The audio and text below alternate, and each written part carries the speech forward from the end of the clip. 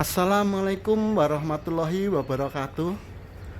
Bagi para pensiunan yang suka menganggur, salam sehat buat yang junior dan salam hormat buat yang senior. Siang ini kami akan membahas mengenai bagaimana trik-trik atau manuver-manuver untuk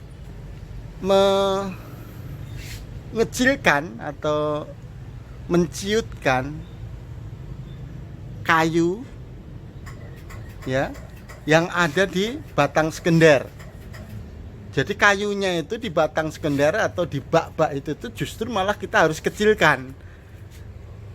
Artinya harus dilemahkan dan menguatkan kayu-kayu yang ada di batang tersier. Kenapa demikian? Nah, yuk kita ikutin dulu kronologisnya. Kenapa kok batang sekender kayunya malah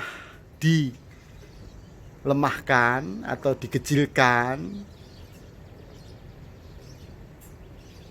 Itu tujuannya begini, karena itu dia berfungsi sebagai bak penampung nutrisi, sehingga kayunya tidak perlu terlalu besar atau kuat. Tapi yang diperbesar atau diperlebar itu adalah kulitnya, supaya bisa menampung kambium lebih atau nutrisi lebih banyak. Jadi kambium itu untuk yang di batang bak ini ya, kambium itu malah justru untuk keluar, makanya dijepit-jepit itu 10 keluar supaya mempertebal kulit. Nah, kalau mempertebal kulit, bagaimana supaya ruangan itu menjadi lebar? Ya harus mengecilkan kayunya, karena kayu itu ada di dalam batang sana.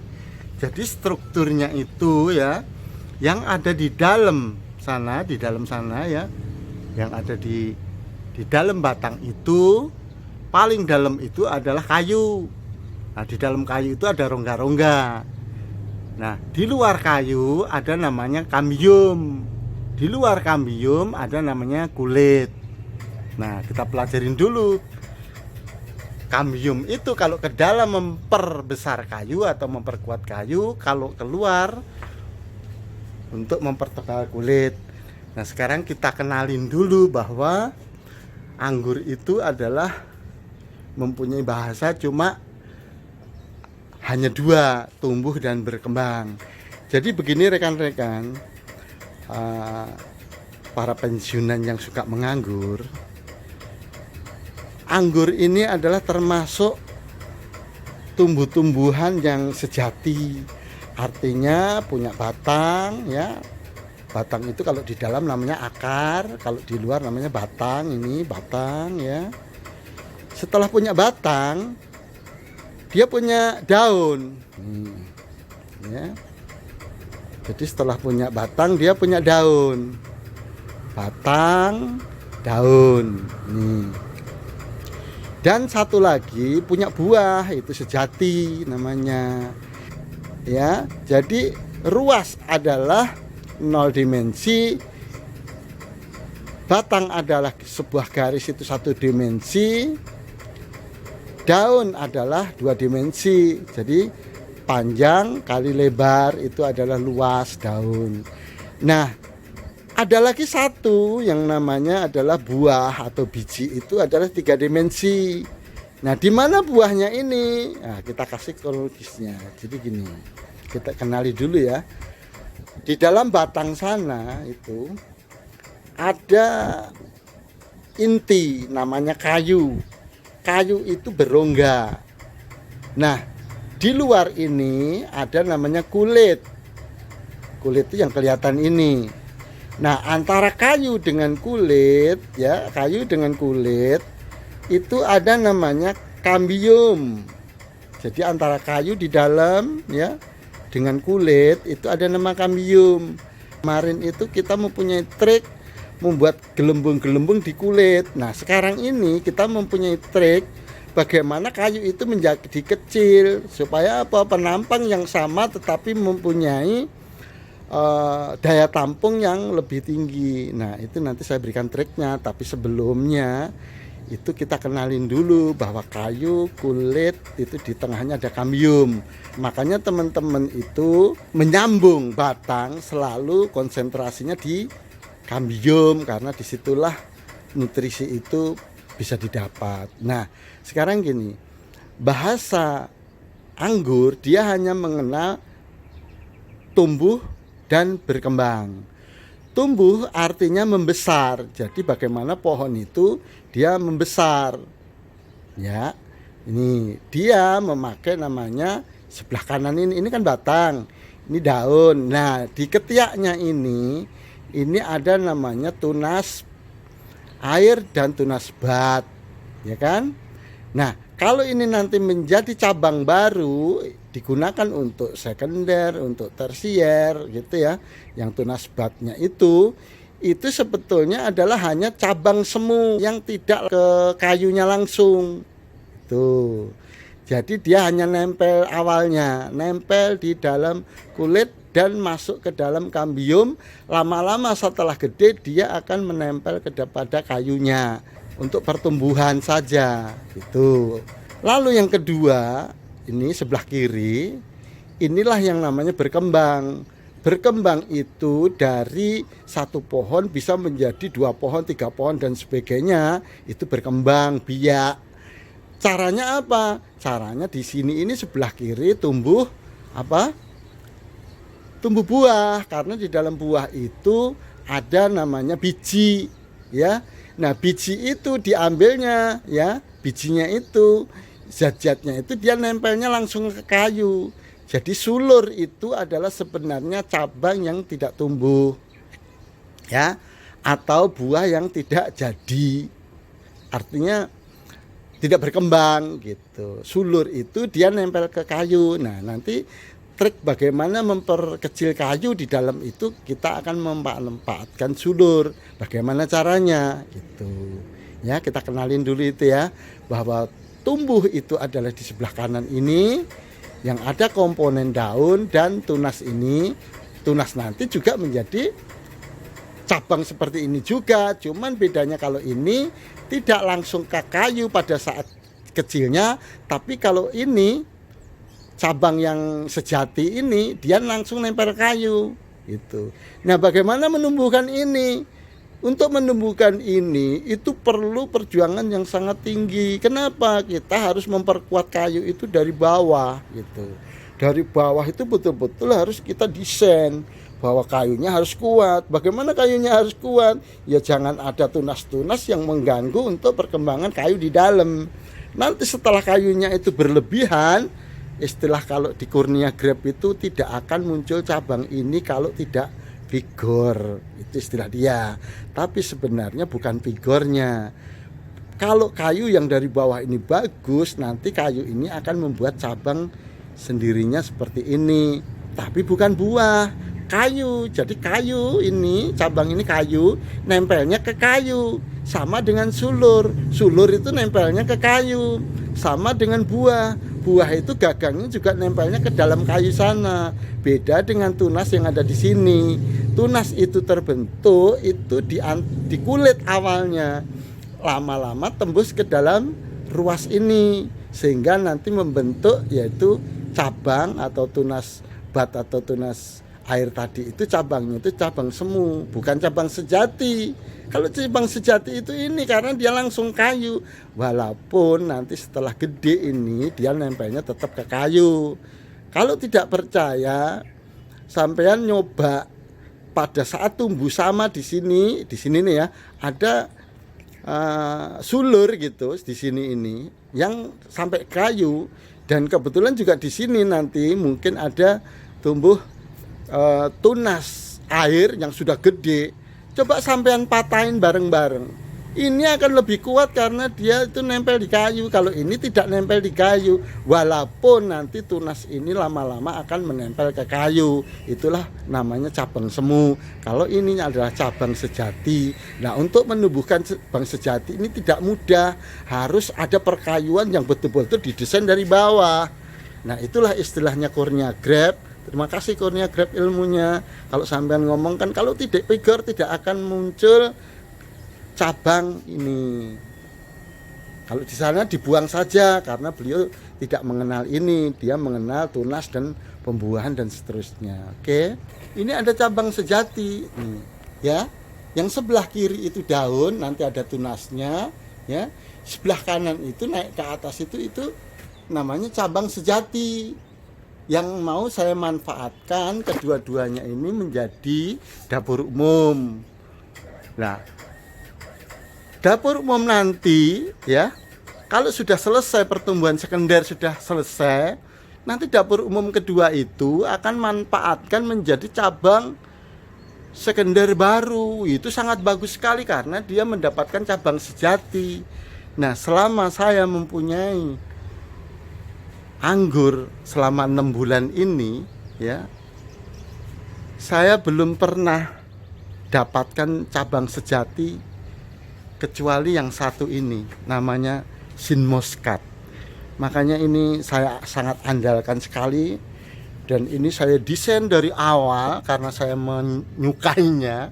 Desain dari awal, coba lihat nih, walaupun kecil sekarang sudah alhamdulillah dengan adanya cabang-cabang itu, apa yang dia ini, coba nih, dia sudah meretakkan apa tuh, meretakkan kecil banget nih. Kalau dibandingkan dengan sangat-sangat kecil. Ini kalau jari saya begini, kecil nggak? Nih, kecil banget, ya. Tapi perkayuannya sangat hebat nih. Kecil pun itu keras sekali karena ini perkayuan yang memang saya perintahkan untuk berkayu dari awal. Dari awal berkayu. Tumbuhlah di 24 ini, 24, ya, 24 ruas muncullah ini, alhamdulillah.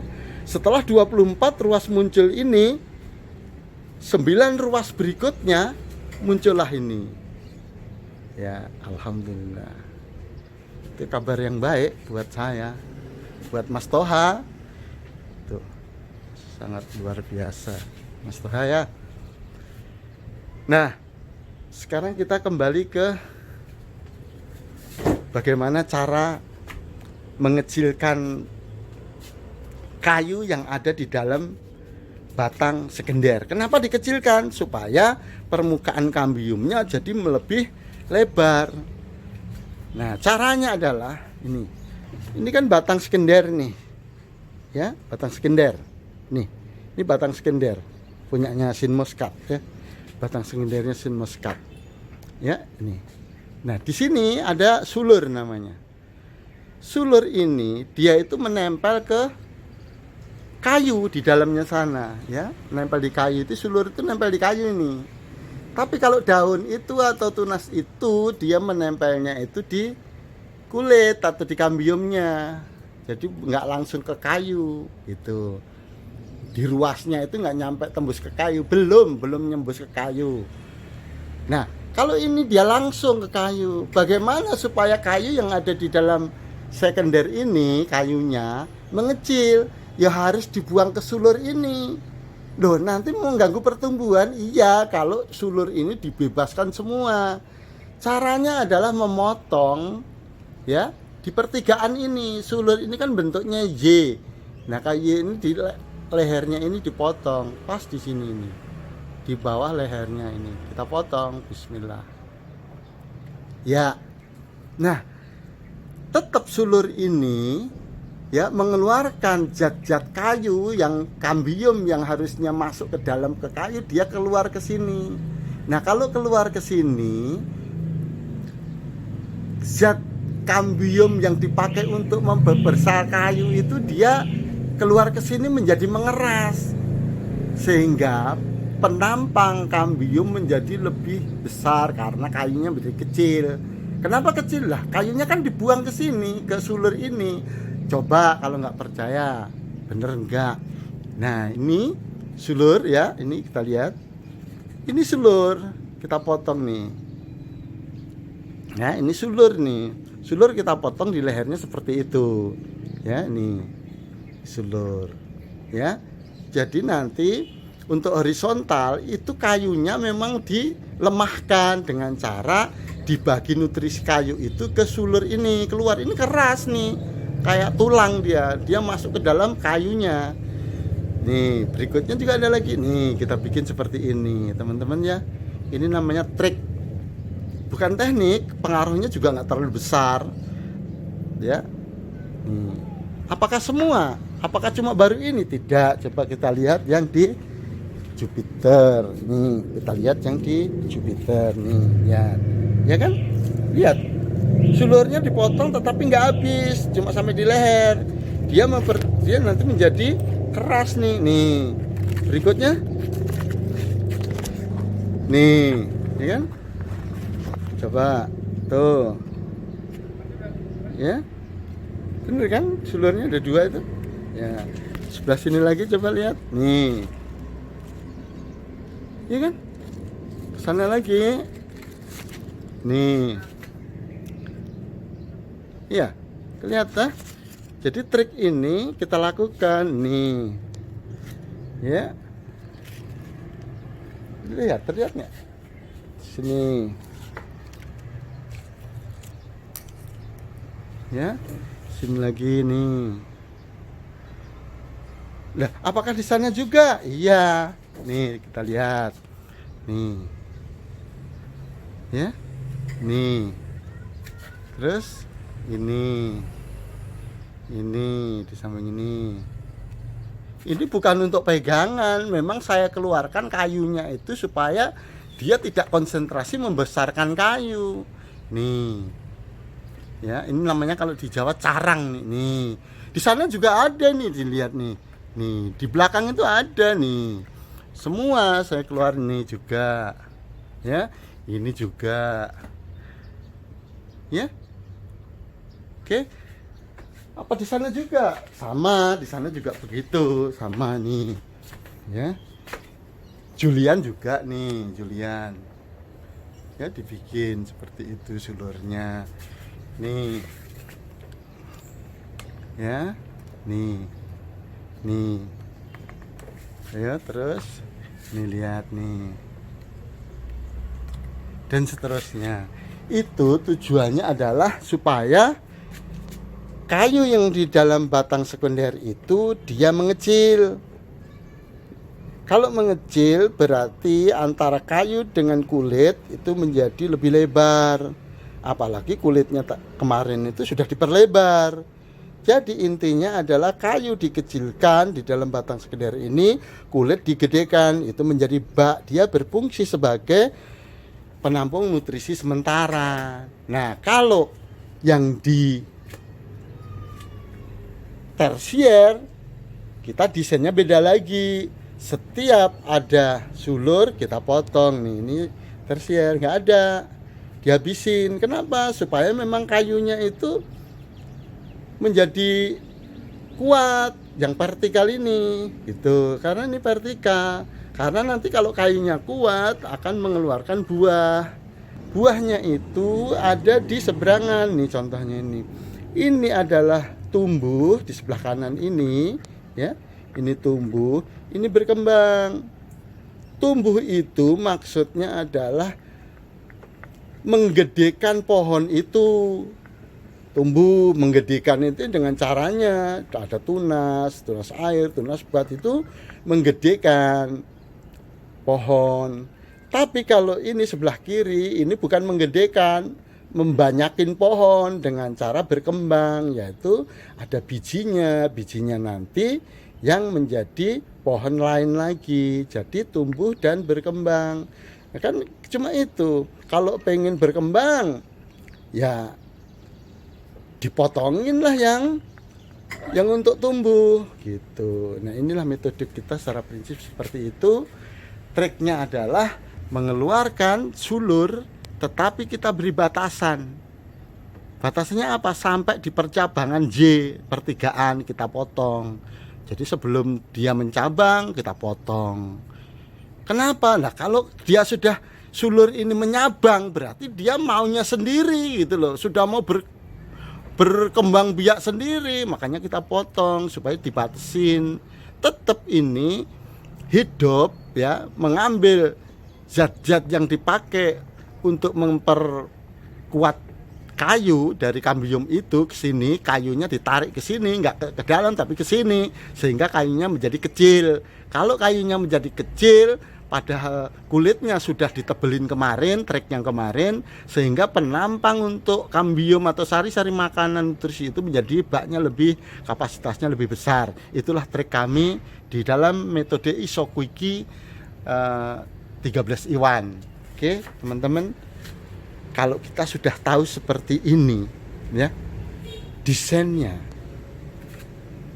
kalau mau milih bibit, kalau memang ada ya, pilihlah bibit yang vertikal, karena kayunya ini adalah betul-betul untuk pohon. Kalau bibit yang dari horizontal, itu kayunya tidak sekuat yang vertikal tadi, walaupun tidak pakai trik. Trik itu kan hanya menambah sesuatu yang sudah ada, menambahkan tadi. Tetapi kalau horizontal ini memang dia itu didesain untuk menampung, bak-bak itu menampung makanan. Makanya untuk sistem para-para, buahnya bagus-bagus ya. Kenapa? Ya karena kayunya itu dipakai untuk buah semua, nggak pakai untuk batangnya. Jadi ini batangnya ini didesain hanya sebagai penampung di para-para itu, ya kan? Sehingga buahnya pasti bagus. Tetapi kalau buahnya bagus, berarti ini kayunya akan kurang. Iya kan? Kayunya kurang, pengayuannya kurang kuat. Jadi kurang baik untuk dipakai untuk bibit gitu. Kurang baik, bukan nggak baik. Baik sih baik, tumbuh sih tumbuh. Tetapi yang tahu itu yang beli, bukan yang jual. Karena yang jual itu sebatas hanya sampai di pembuatan bibit. Tapi yang nanam seperti kita ini mengevaluasi bagaimana kalau bibit itu dari batang yang vertikal. Hasilnya kayak apa? Ya hasilnya ini dari Mas Saiful ini. Nih, semua ini bagus semua gitu, subhanallah. Nih, ini vertikal. Artinya bagus itu bukan hasilnya ya. Pertumbuhan dari awal itu untuk bulan-bulan pertama dan kedua itu titik rawan anggur untuk memelihara anggur itu di situ. Kalau sudah lepas dari bulan ketiga itu udah ngacir, nggak usah diapa-apain juga hidup sendiri gitu, istilahnya begitu. Tapi pertumbuhan awal kalau dari batang ini bagus. Pertumbuhan datanya dari awal itu stabil. Tapi kalau pertumbuhan awal dari ini itu kurang bagus.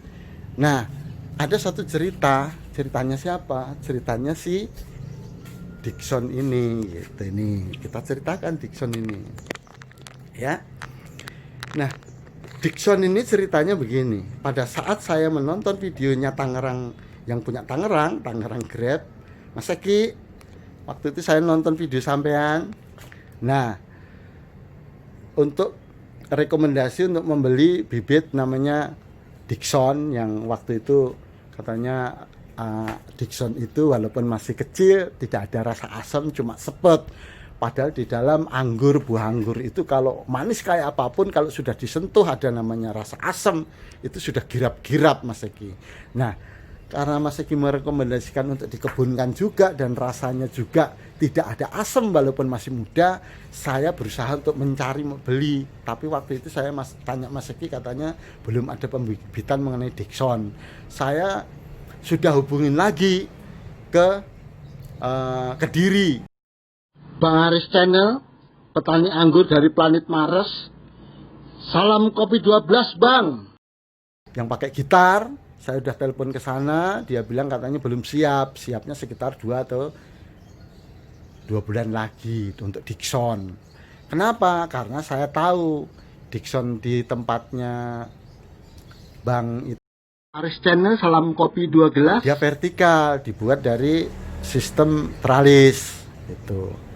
Nah, karena saya pengen sekali cepet selak musim hujan untuk menanam Dickson, saya menghubungin, walaupun beliau itu mempunyai bibit Dickson itu yang dari para-para. Sebetulnya saya kurang pas, tapi karena memang sudah saya cari Dickson yang vertikal itu nggak ada, ya saya harus melakukan suatu pengamatan mengenai pertumbuhan yang vertikal dengan yang horizontal itu kalau untuk bibit itu seperti apa. Nah, inilah hasilnya. Coba kita lihat sebelumnya ya. Kita lihat. Pada tanggal 22 saya dikirimlah bibit, kronologisnya bibit Dickson ini. Dan saya puji-puji sekali, memang bagus. Ya, bagus untuk fisiknya.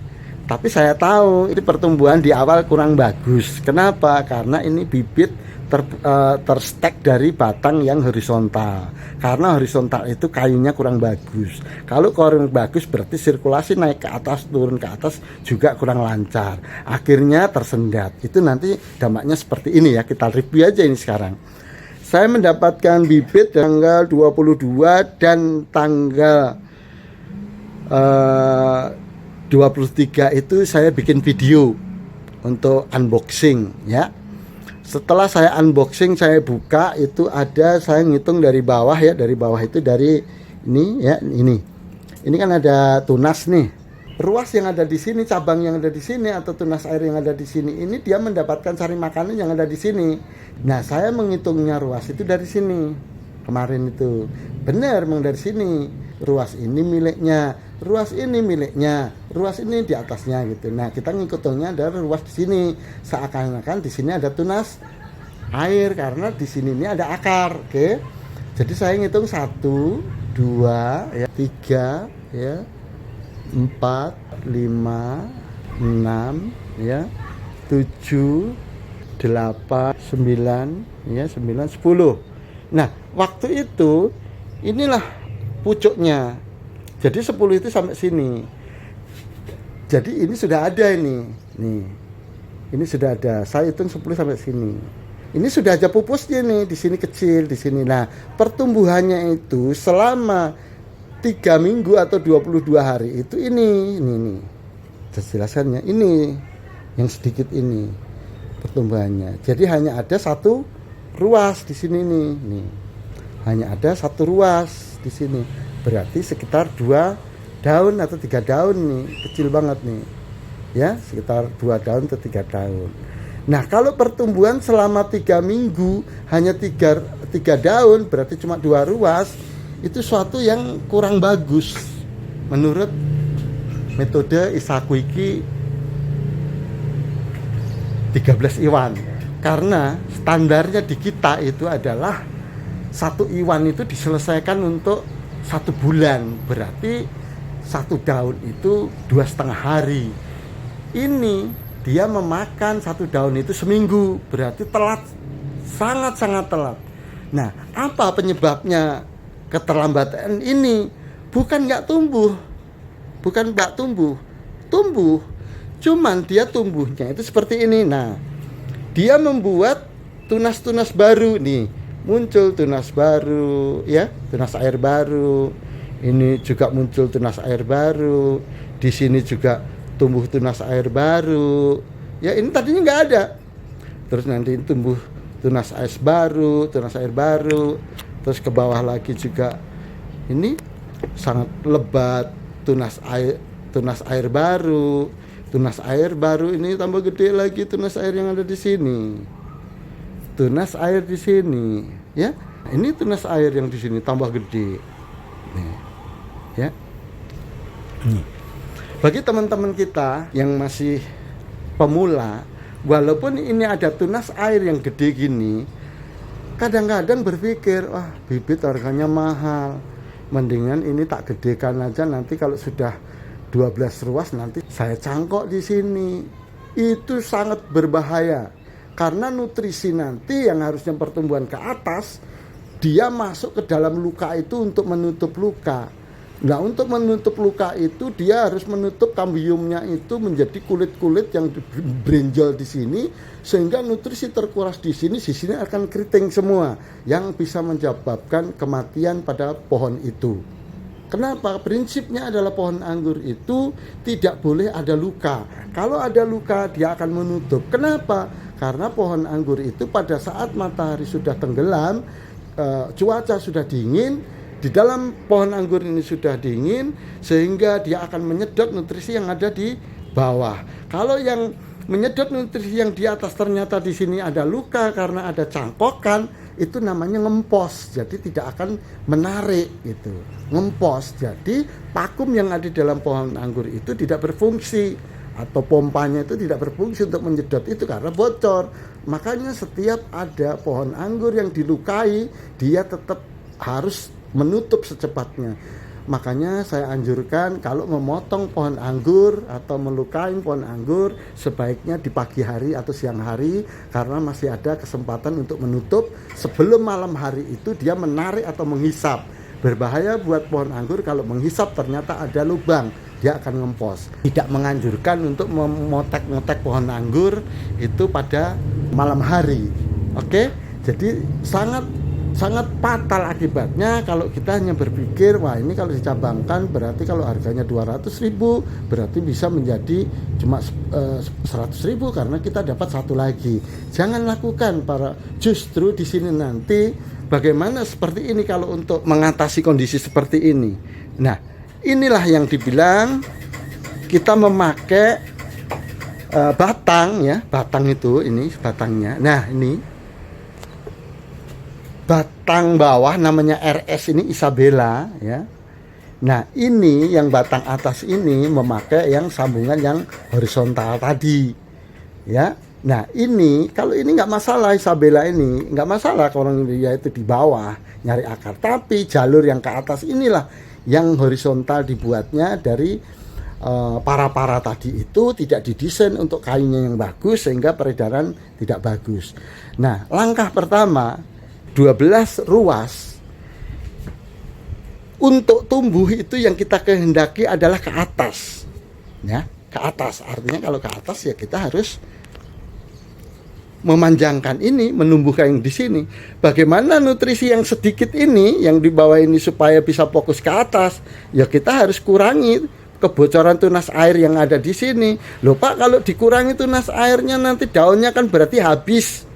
Saya tidak mengurangi secara total untuk tunas air yang ada di sini karena rawan sekali dalam pertumbuhan awal kita ini membuang daun. Memang iya di dalam iwan pertama, tetapi sangat berbahaya juga kalau nutrisi disedot semua oleh tunas-tunas air di samping-samping ini, berarti tidak tumbuh tapi hanya menggemukkan saja. Tumbuh itu ke atas, kita maunya ke atas, ke atas. Nah, tindakan kita harus menutup kebocoran yang ada di bawah ini, tapi tidak harus memutus tunas-tunas air ini yang ada di sini. Tidak, karena ini dipentingkan untuk asimilasi. Bagaimana menutup keran nutrisi supaya nggak ke sini? Kita tutup di sini. Nah, di sini ini kita tutup ujungnya seperti Mas Toha itu. Di sini, ayo kita mulai, kita tutup. Ya, ini kita potong di ujungnya. Jadi di ujungnya aja. Yang kecil ini saja jangan. Dia biar tumbuh untuk membantu asimilasi. Jadi yang kecil aja. Kita ya ini. Ya. Ini yang kita potong. Bisa kelihatan enggak? Bismillah.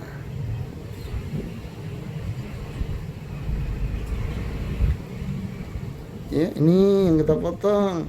Dihentikan itu ini ya, tuh dihentikan.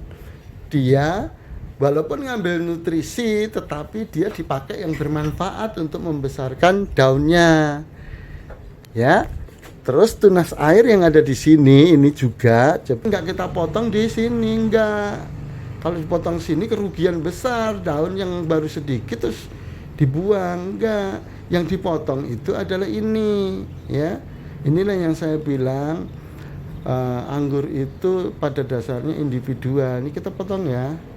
Nih, bismillah. Nah, Nih, pada dasarnya individual berebut itu benar. Kenapa berebut? Nah, karena nutrisi dari bawah itu memang sedikit, baru sedikit karena akarnya belum bisa nyari makanan yang banyak, ya. Berebut, bahkan di atas nggak dapet. Nah, ini juga ada, ya, ada tunas air yang di sini ini nggak dipotong di sini nggak, tapi di ujungnya ini, ya, nih, ya, nah, ya, nih, ini yang dihilangin ujungnya ini. Ini teknik dari Korea, Mas Toha. Makasih Mas Toha ya. Ini sangat penting sekali ya untuk pemotongan ini ya, untuk menghentikan nutrisi yang ada di sini. Bismillah.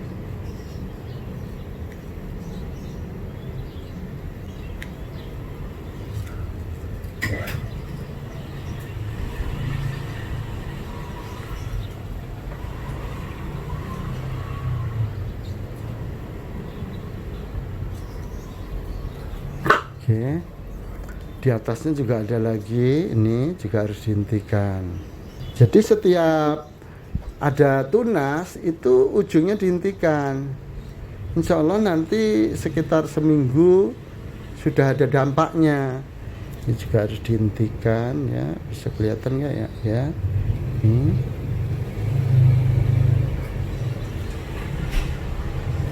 ya. Ini tunas air malah lebih gede daripada tunas yang ini, harus dicopot nih. Bismillah. Nah, bukan dimatikan tunas airnya, dihentikan nih ya, lanjutkan sampai ke atas. Nah, ini ada sulur sedikit, ini juga harus dipotong nih, potong dulu ya, karena nutrisi kita masih sedikit. Oke teman-teman, jadi selesai sudah. Nanti ini bisa di anu dulu, apa namanya, difoto dulu. Nanti kira-kira seminggu bandingkan pertumbuhannya seperti apa, kita buktikan. Baik teman-teman semua, saya hari ini ngelihat kok indah sekali, ada sudah berwarna, subhanallah, sudah berwarna. Nih bapak-bapak, ibu-ibu, para pensiunan, pini sepuh kita, lihat nih, anggur kita nih sudah agak merah-merah, ya, umurnya sudah 2 bulan, masya Allah, indahnya. Ya, ini yang buah pertama, sudah agak merah-merah. Tapi memang anggur Jupiter ini bukan merah, jadi merah itu belum mateng. Anggur Jupiter ini warnanya itu hitam aslinya ya.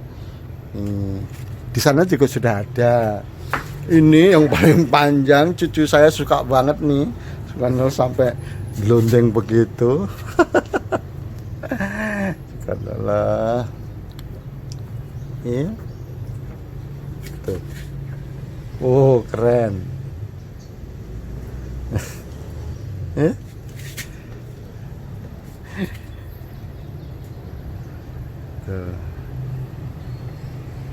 Dada merah, tapi ini memang matangnya nanti warnanya hitam. Baik teman-teman semua, bapak-bapak, ibu-ibu, para pensiunan yang suka menganggur ya, untuk penjelasan triknya sudah jelas. Jadi sulur itu untuk batang sekunder jangan dihabisin semua, dipotong di leher yang percabangan saja. Terus kalau untuk tersier, karena kita memang membuat kayu untuk pembuahan dan bibitnya juga nanti akan bagus, maka sulur kita habiskan habis sampai di batang, mentok pemotongan.